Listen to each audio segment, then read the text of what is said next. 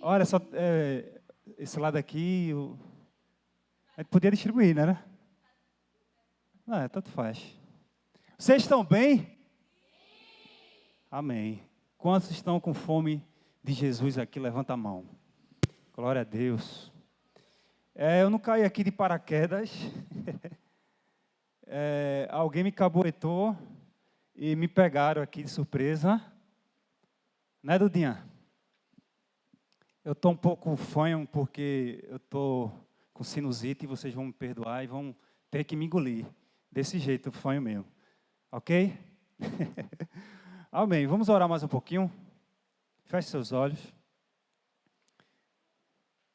Pai, muito obrigado pela sua graça, pela sua presença que já é palpável aqui nesse lugar.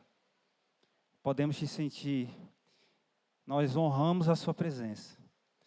Nós dizemos que estamos aqui ao teu dispor. Abrimos nossos corações, nossas mentes para receber a tua porção para nós nessa noite. E queremos ser terra fértil para multiplicar tudo que vamos receber aqui. No nome de Jesus, amém. Glória a Deus. Vamos embora. Ministrar aqui para os jovens. Quantos aqui são jovens? Só a Aline e o pessoal lá atrás, vocês são jovens? Eu sou jovem, amém? Apesar dos 40 anos, com essa carinha de 28, mas eu sou jovem, não é não? 28 não? Nem tanto, né? 29. Bom, vamos lá. Eita, glória, essa água aqui é abençoada. E aí? Gente, vamos bater um papo. Nós vivemos hoje na geração Y. O que é a geração Y? É a geração digital. A geração da tela. É a geração mais veloz e mais criativa da história da humanidade. Diz assim comigo, eu sou essa geração. Mais alto. Mais alto. Vocês estão com fome, minha gente? Então essa é a geração Y. A geração acelerada. Não para. Eu sou muito lento perto de vocês. Para tudo, para a rede social, para o que for. Vocês são muito velozes, até demais. Porém, é uma geração que ela é mais ansiosa. É uma geração mais distraída. É uma geração mais vulnerável a algumas, posso dizer, doenças psicossomáticas. Que é umas doenças que afetam a saúde mental. Nunca na história, desde a minha infância, eu ouvi tanto a palavra depressão como nesses últimos dias. Então, infelizmente, essa geração, que é muito veloz, que é uma geração fast food, imediatista, que é tudo rápido, tudo tão fácil, tudo na boquinha. Às vezes, uma geração mimada, talvez alguns pais não frearam tanto. Então, esse nível de velocidade traz esse nível de ansiedade que traz algumas consequências. E o curso do mundo que vivemos hoje, essa era de hoje, tem acelerado tudo isso nos jovens, né? É a geração do entretenimento, a geração dos rolês infinitos, uma geração sem limites, viciados em novidades. Agora isso traz certos riscos, ok? Pode custar caro, essa velocidade toda. Mas, diante de todo esse cenário, eu creio que o Senhor está chamando uma geração de jovens sensíveis à voz do Senhor, amém? Jovens que amam a sua palavra, que buscam experiência, que buscam a Deus face a face, que buscam a presença de Deus, que buscam relacionamento, que buscam comunhão com o Pai, com o Filho e com o Espírito Santo. E essa é a geração de Samuel. Levante sua mão e diga assim: eu sou a geração de Samuel. Amém? E a vida do profeta Samuel é um modelo para nós. A Bíblia diz que desde cedo ele teve experiência com Deus. Ele era sensível à voz de Deus. E a partir dessa experiência, o seu ministério ele foi ativado. O ministério de Samuel teve um start através do relacionamento dele com Deus desde novinho. Deus levantou como profeta, como um ungidor de reis, não sei nem se existe essa palavra, ungidor, como um destravador de destinos. Então esse foi Samuel, e Deus nos chama a ter uma experiência com ele. Tem gente aqui que ainda não sabe qual é o seu chamado, tem jovens aqui que ainda não sabem qual é o seu ministério, talvez com alguns problemas de identidade e você ainda não se achou. Eu quero te dizer que, assim como Samuel, se você se colocar na presença de Deus desde cedo, Deus vai destravar o teu destino, o teu chamado, você vai viver dias incríveis nessa terra, nessa geração, amém? E Ele vai desatar o teu ministério, vai desatar os sonhos, coisas grandes e estrondosas. Se você se colocar na presença, estar sensível à voz dEle e obedecer, estar disposto a obedecer a essa voz.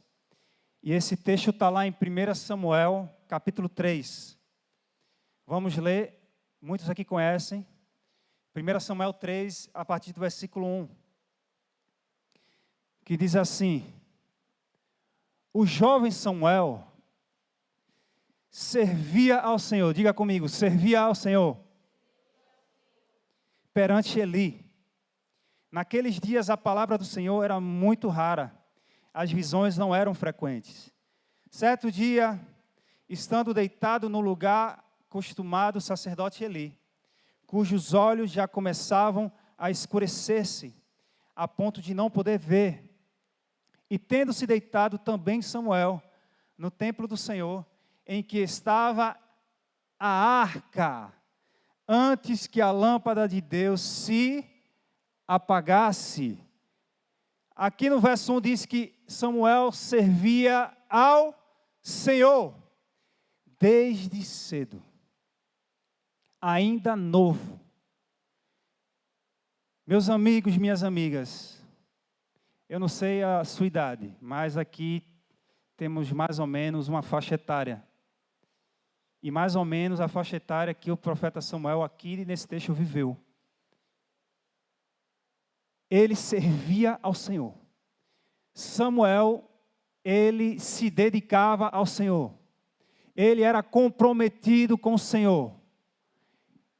O foco dele era o Senhor. A prioridade dele era o Senhor. Preste atenção. E onde é que ele deitou? Aqui no verso 3, ele deitou aonde? Quem lembra? No templo. Perto de onde? Ao lado da arca. Vai guardando aí. Servir ao Senhor era a prioridade. Ele dormia no templo ao lado da arca. São chaves, tá? Então, naqueles dias, a palavra era rara, as visões não eram frequentes, era uma atmosfera espiritual apática, fria, sem revelações. Esse era o momento. Eli, o sacerdote, a referência sacerdotal, ele estava quase cego. Aqui fala que ele estava muito velho. E o que fez toda a diferença para Samuel foi ele estar no lugar certo, na hora certa. Ok?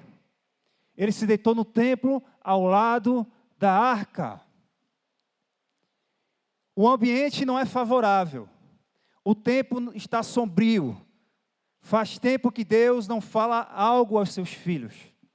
Mas quando nós estamos no lugar certo, na hora certa, na casa de Deus, no lugar da presença, Ele vem e faz nova todas as coisas. Amém?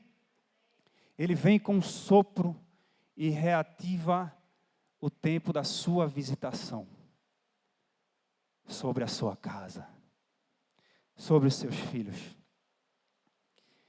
Então Deus, ele levantou Samuel em meio ao caos espiritual e fez dele um grande profeta que ungiu reis e grandes homens.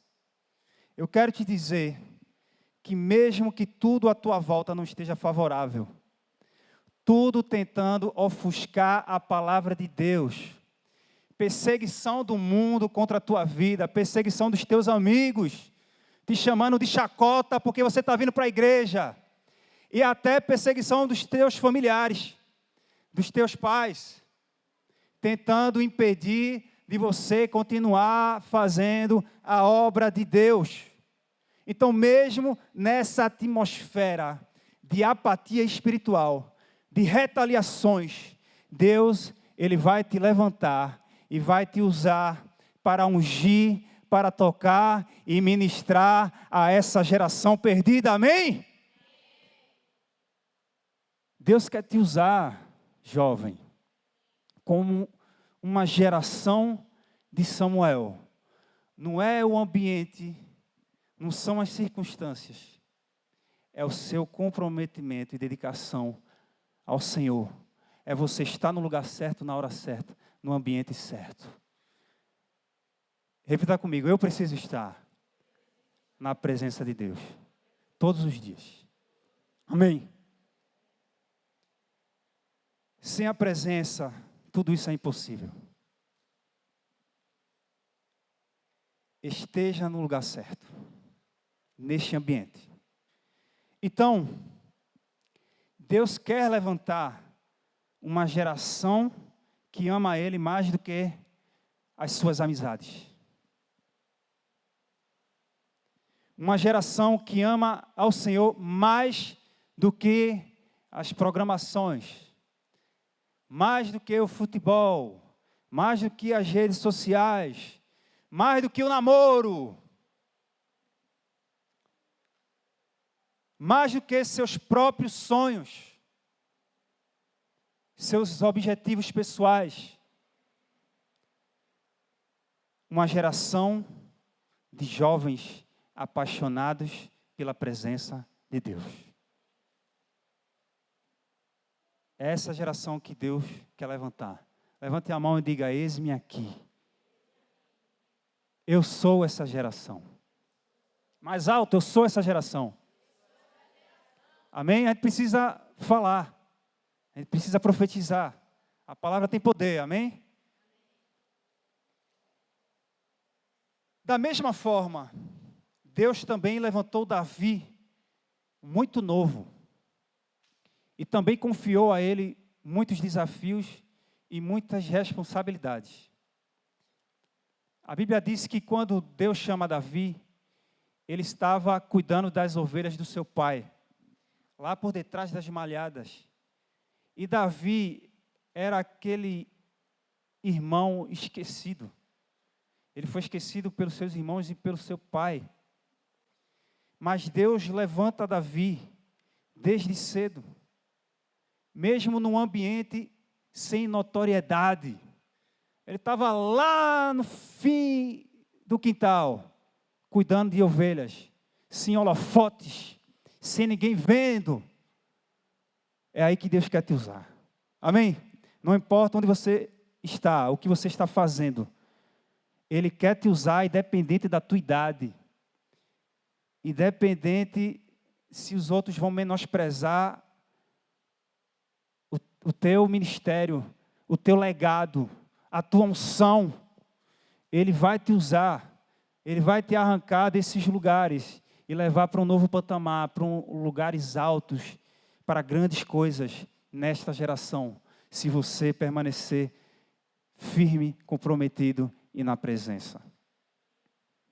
Tem um texto, sempre que fala de jovens, eu só lembro desse texto. Olha, 2 textos. E devem ter ministrado aqui já umas 30 vezes.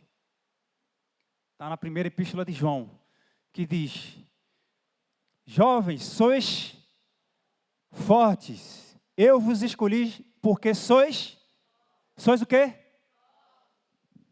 Forte. Isso não é uma atitude de forte. Jovens, eu vos escolhi porque sois agora. E já tens vencido o... É dessa forma que você fala, é maligno, já venci. Assim? Jovens, eu vos escolhi porque sois e tendes vencido o... Essa é a tua identidade. Existe uma graça de Deus para os jovens. Vocês têm vitalidade, vocês têm força, vocês têm energia, vocês têm velocidade, vocês têm proatividade. Esses são os jovens que foram escolhidos. Não podemos negar. E todas essas ferramentas, quando colocadas nas mãos de Deus, quando dirigidas pelo Espírito Santo, coisas miraculosas vão acontecer. Vocês são flechas afiadas nas mãos do arqueiro, do grande arqueiro. Jovens, vocês são diferentes. E eu reconheço isso. Nós que somos mais velhos, reconhecemos a diferença dos jovens. Diga para o teu irmão, tua irmã que está do teu lado, você é diferente. Você é forte. Amém? Deus distribuiu uma graça especial para os jovens. Só que Ele quer aproveitar isso. Não é de graça. Não, vocês são fortes, vocês são velozes, vocês são rápidos demais, tendes vencido o maligno. Calma. Isso tudo é para a minha glória. Então, não desperdice o seu tempo. Assuma o seu legado, a sua posição, a força que Deus distribuiu a vocês.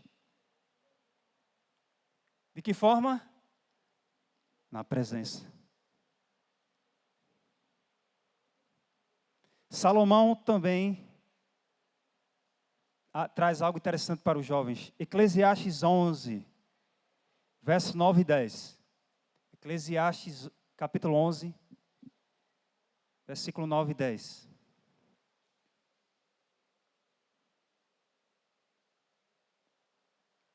Alegra-te, jovem, na tua juventude, e recreie-se o teu coração nos dias da tua mocidade.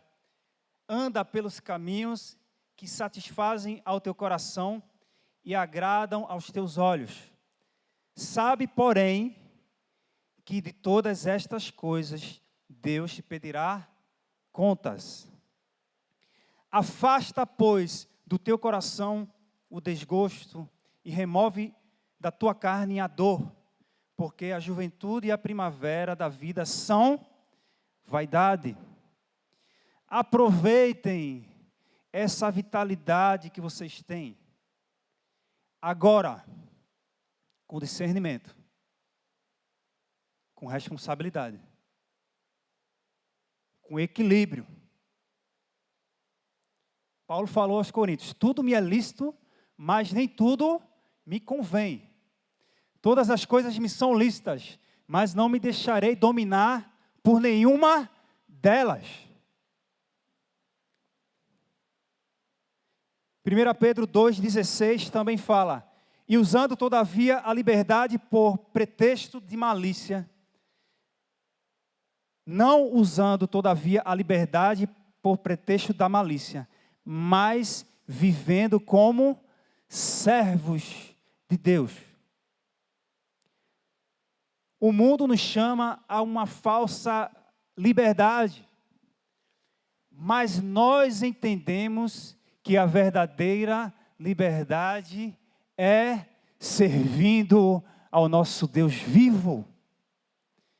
Aqui fala, não use a liberdade por pretexto de malícia, mas vivendo como servos de Deus. Essa é a verdadeira liberdade. É quando a gente vive para Ele, servindo a Ele, se dedicando a Ele, estando ao lado da arca, da presença, repousando no lugar certo. Não tem alegria, liberdade, prazer, gozo maior do que estar na presença de Deus. E Samuel entendeu isso desde cedo. Voltando para Salomão, Eclesiastes 12. Esse é o segundo texto que eu só me lembro dos jovens. Eclesiastes 12, versículo 1.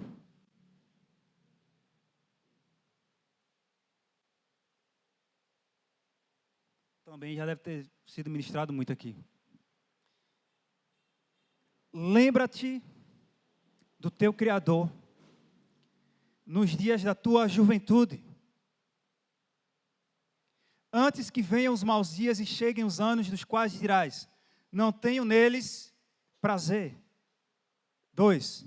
Antes que se escureçam o sol, a lua e as estrelas do esplendor da tua vida, e tornem a vir as nuvens depois do aguaceiro. No dia em que tremerem os guardas da casa aos teus braços, e se curvarem os homens outrora fortes, as tuas pernas, e cessarem os teus moedores da boca, por já serem poucos, e se escurecerem os teus olhos nas janelas. Lembram do sacerdote Eli? Verso 4. E os teus lábios, quais portas da rua se fecharem, no dia em que não puderes falar em alta voz, te levantares a voz das aves, e todas as harmonias, filhas da música, te diminuírem, como também quando temeres o que é alto, e te espantares no caminho, e te embranqueceres, como floresce a amendoeira, e o gafanhoto te for um peso, e te perecer o apetite, porque vais à casa eterna, e os pranteadores andem rodeando pela praça. Antes se rompa o fio de prata, e se despedace o copo de ouro, e se quebre o cântaro junto à fonte, e se desfaça a roda junto ao poço. E o pó volte à terra como o era, e o espírito volte a Deus que o deu. Vaidade, vaidade, diz o pregador, tudo é vaidade. Aqui fala que não devemos nos esquecer do nosso Criador, antes que a velhice chegue. Nos dias de nossa vitalidade, da nossa proatividade, da nossa energia,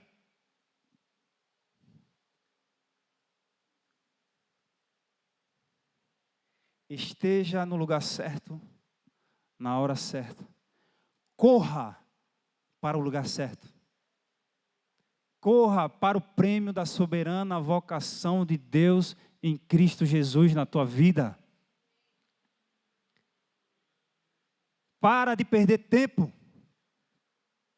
Vai chegar um tempo que vai ser tarde demais. E a vitalidade que você tinha para fazer a obra de Deus, você já não terá mais. E você vai se lamentar. Ah, mas eu não aproveitei. Ah, mas eu deixei de jejuar mais, e orar mais, e buscar mais, e evangelizar mais.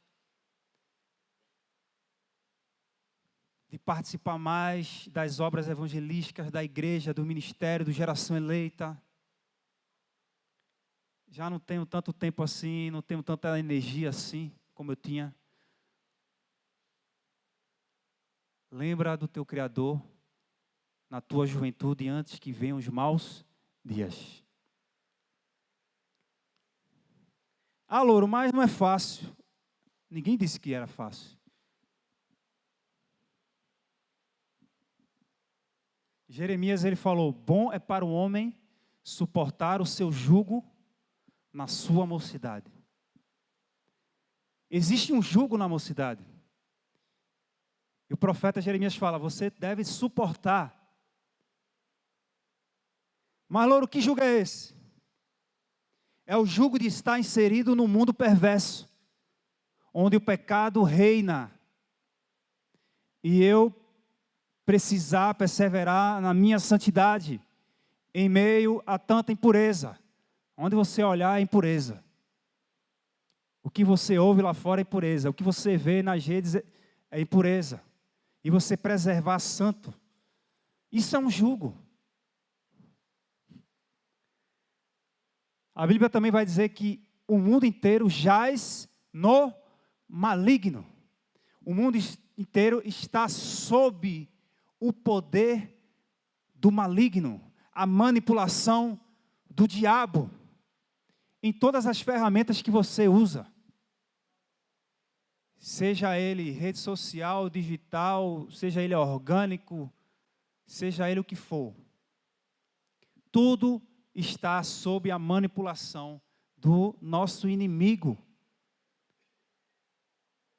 A palavra jugo no hebraico é mote, que é aquela madeira que era usada para emparelhar dois animais iguais para puxar a carroça.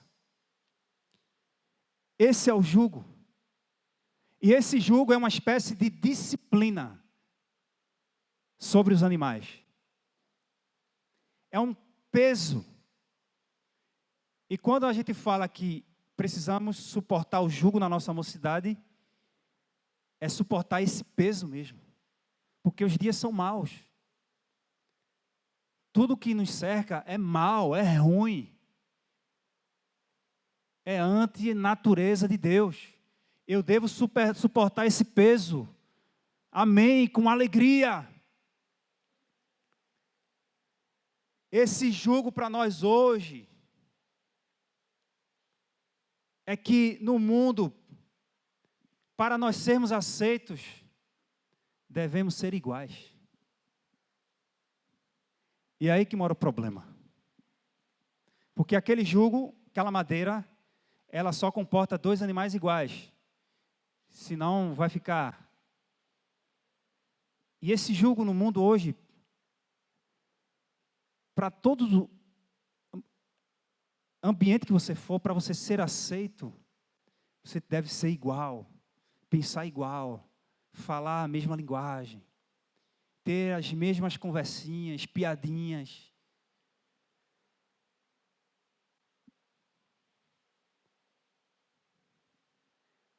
Mas a palavra vai dizer que não há comunhão entre luz e trevas. Não há comunhão do crente com o descrente. É o jugo desigual. Qual o resultado? Nós somos excluídos mesmo. Essa é a verdade. Se você não falar a mesma linguagem, você é excluído. Somos taxados de patéticos, de fanáticos, de legalistas. Ah, o crentinho, o santinho do pau oco. Sei que. Ah, vem os crentinhos da igreja. De santo não tem nada. E aí começa. Quem já passou por perseguição na escola, na família, na vizinhança? Só eu? Ninguém passou, não é? Vai passar, viu? Vai passar. Está amarrado, não, vai passar. Porque discípulo que é discípulo de Jesus tem que passar por perseguição. Bem-aventurados os perseguidos por amor do meu nome. Agora para pensar, por que eu ainda não fui perseguido? Será que eu ainda estou vivendo o meu jeitinho mundano de ser? Será que eu ainda não estou tentando exalar o perfume de Cristo? Porque o perfume de Cristo não agrada a todo mundo, não, viu? Sinto muito uniformar, o perfume de Jesus não agrada a todos. Então, olhe para si, veja as suas atitudes. O porquê você ainda não foi perseguido. Eu vou orar aqui no final para você ser perseguido. O próprio Jesus, ele falou, se é que serve de consolação, de consolo. Meus amigos, se o mundo vos odeia, saibam primeiro que eles odiaram a mim. O Senhor está preparando uma geração de Samuel, que anda ao lado de Deus, que é sensível à voz do Pai, que se isola e se separa, sim, do mundo, dos modismos do mundo, e que vão viver o seu chamado nestes dias. Meus amigos, entendam uma coisa, a nossa moda é a palavra de Deus.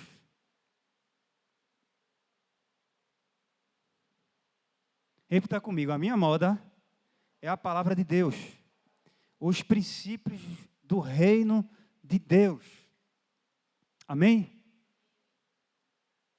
Quantos aqui são geração de Samuel? Fique de pé.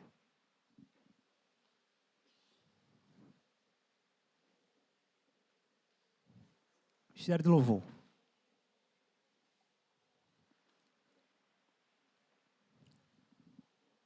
Sabe qual é a maior mentira que o diabo usa para o jovem hoje? Ah, você é muito novo. Precisa aproveitar a vida. Isso é a maior mentira do mundo. Você precisa fugir do pecado, desse engano. Se alguém chegar e disser, viva a vida, ela é curta demais para ser vivida.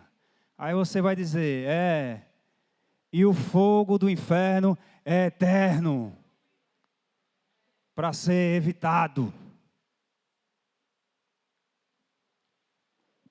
Lembra do teu Criador nos dias da tua juventude, antes que venham os maus dias, antes que a velhice bata na telha e você não tenha agilidade. Amém? Jovens, olha para mim. Não há proveito maior do que você gastar tempo na presença de Deus. Você não faz ideia o tanto de benefícios que isso vai trazer sobre sua vida. Samuel entendeu isso desde os seus 12 anos de idade e viveu a sua vida para realizar o propósito de Deus. Deus não busca os perfeitos.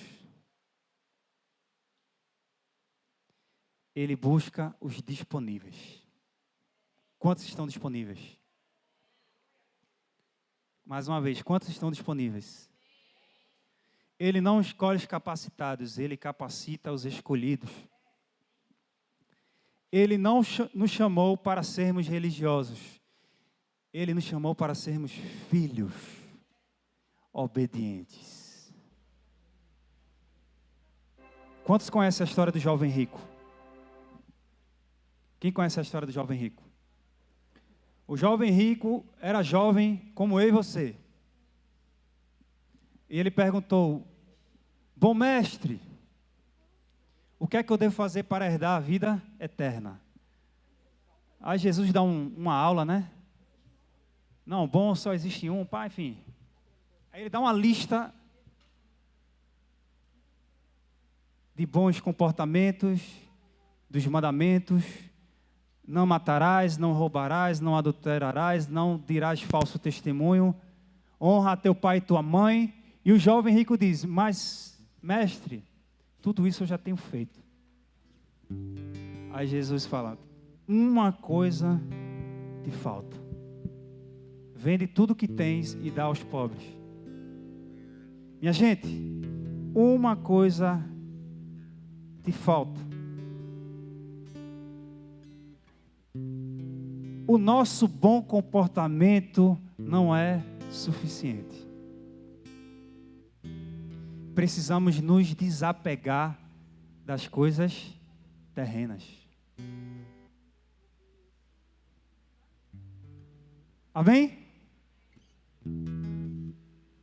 O amor a Deus acima de todas as coisas é quem vai nos desprender das coisas daqui. É que vai nos fascinar pelas coisas eternas, pelas coisas do alto e menos daqui. Mais do alto, menos da terra. Mais do céu, menos aqui. Nós somos essa geração de Samuel. A geração comprometida. A geração que prioriza a Deus.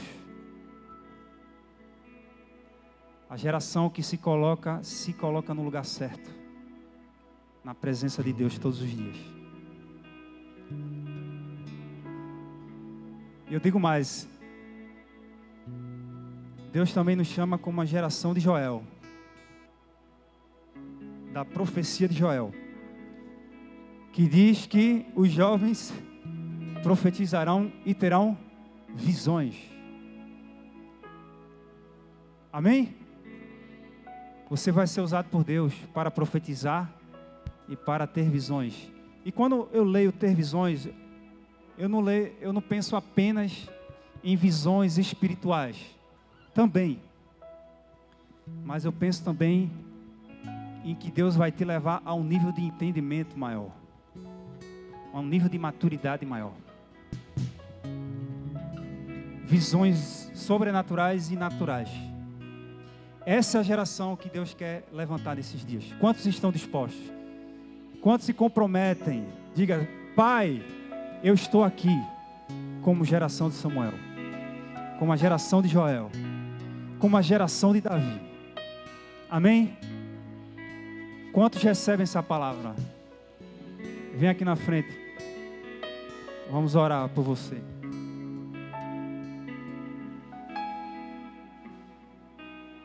Milka, liderança aí dos jovens. Vamos ungir essa geração.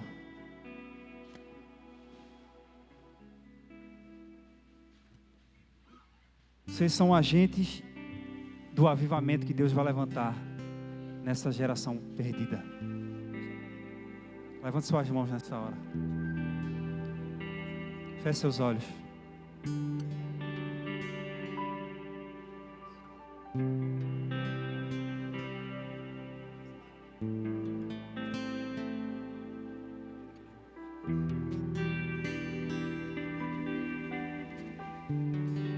Senhor, eis aqui tua geração. Eis aqui teus profetas. Eu declaro que cada um aqui será levantado como profeta nesses dias. Uma geração de Samuel que prioriza o relacionamento contigo, Pai. Uma geração que se coloca na presença todos os dias. Geração que entende o seu chamado e corresponde a esse chamado desde cedo. Uma geração que não é distraída. Eu declaro que todo espírito de ansiedade saia da vida desses jovens no nome de Jesus. Toda a opressão do inimigo, todo engano, toda depressão, toda paralisia, no nome de Jesus, abre os olhos desses jovens, levanta o Senhor para esses dias, levanta para esses dias, Senhor, cada um aqui, jovens que amam a sua palavra, jovens que amam a sua presença, jovens que são santos, em meio a uma geração perversa, mesmo que sejam excluídos dos seus grupos lá fora, mas eles são aceitos por Ti. Mas vale perder a nossa vida aqui e salvar a nossa alma, do que tentar ganhar o mundo e perder a nossa alma. O Senhor nos chama para renunciar às nossas vontades. Aquele que quiser ser meu discípulo, vinha após mim. Negue-se a si mesmo, dia a dia, tome a sua cruz e siga-me. Jovens comprometidos contigo, Senhor, muito mais do que são comprometidos com suas amizades. Nós quebramos toda a aliança feita de forma errada, com pessoas, com ideologias, com sistemas, seja na escola, seja no ciclo de amizades, no nome de Jesus. Abre os olhos dessa geração, uma geração que vai contemplar a Tua glória, a geração que vai profetizar, geração que terão visões. Levanta sua mão mais alto.